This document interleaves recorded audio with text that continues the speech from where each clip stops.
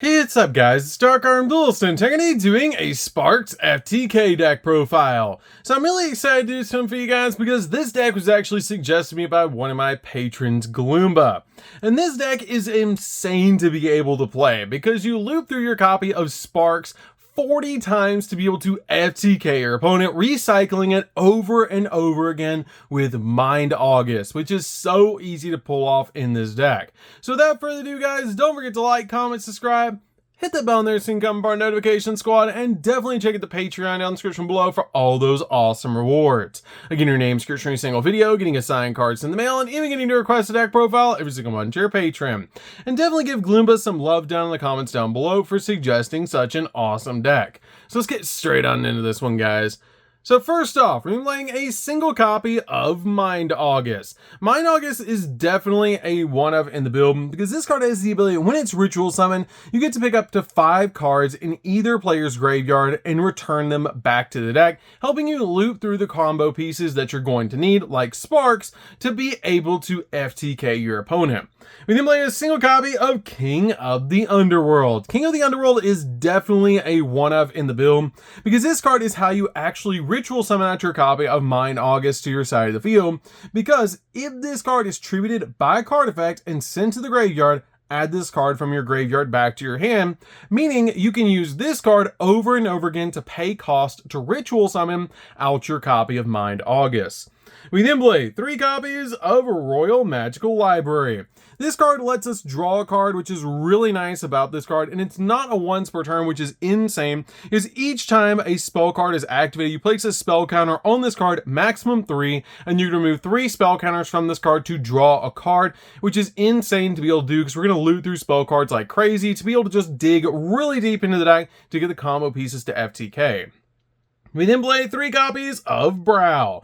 Brow is definitely a 3-of because if this card is discarded to the graveyard, you get to draw a card. And we do have cards in the deck that we use to discard cards like Dark World Dealings. So this card is really good in the deck. We then play a single copy of Cyber Ouroboros. Cyber Ouroboros is really good in the deck as a one-of, because this card is the ability, when this card is removed from play, you get to send a card from your hand to the grave to draw a card, which is a really cool ability just to help you dig into the deck, especially with cards like Allure of Darkness. We then play a single copy of Toon Barrel Dragon.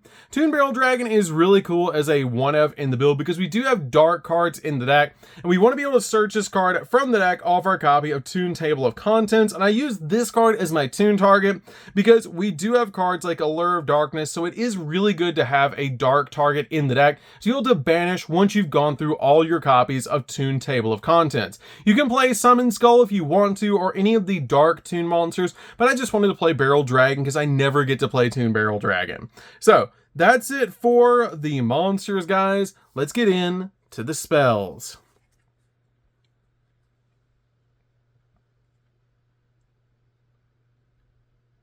So for the spells, we're going to start with a single copy of Sparks, the most powerful card ever created outside of Little D.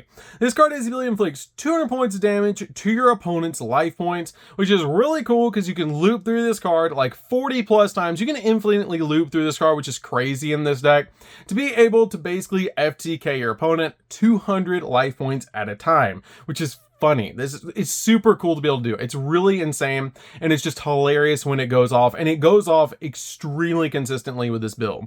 We then play a single copy of Monster Reborn. Monster Reborn is very important as a one-of in the deck, just to help us bring back cards from the graveyard like Royal Magical Library so we can keep digging into the deck.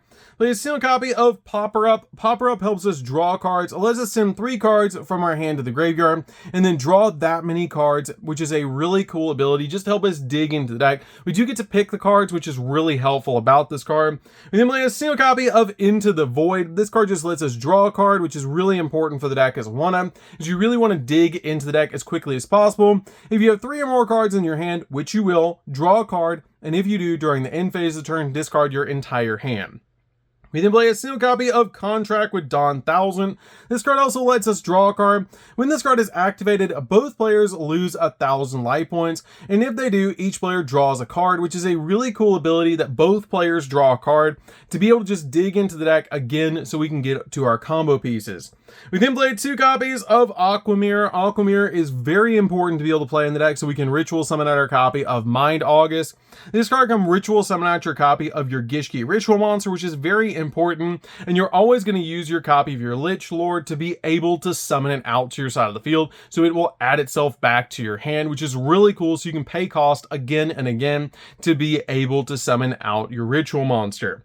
We then played 2 copies of Magical Mallet. This is just in case we don't draw any more draw spells. We can fix our hand with this card. I feel like you only need 2 in this build, and this card is just really good to help you add more draw spells to your hand, so you can keep digging into the deck. Very cool, really awesome card in this build. We then played 2 copies of A Feather of a Phoenix. The Feather of the Phoenix is really good as a 2-of in the build, as this card has the ability you discard a card and then pick a card in your graveyard and return it back to the top of your deck, so you can draw into the exact card you need, which is really nice to be able to do.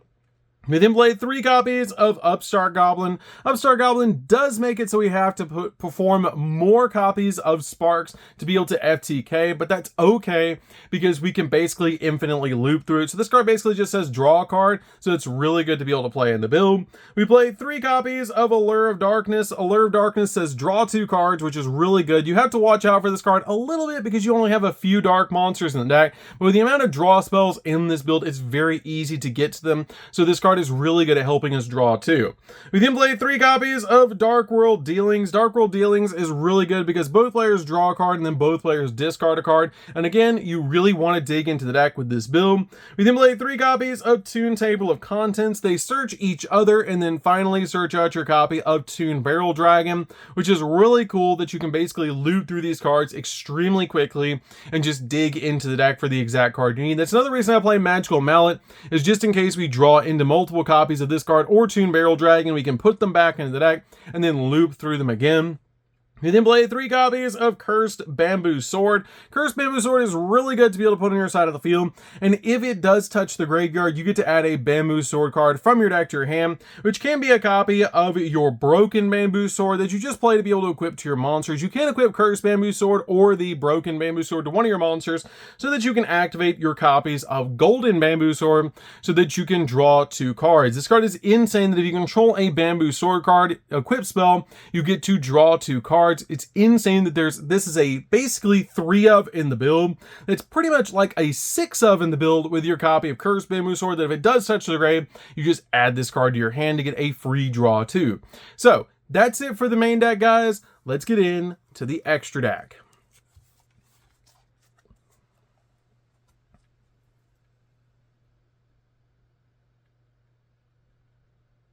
So for the extra deck, guys, I will say it's not super important about the extra deck.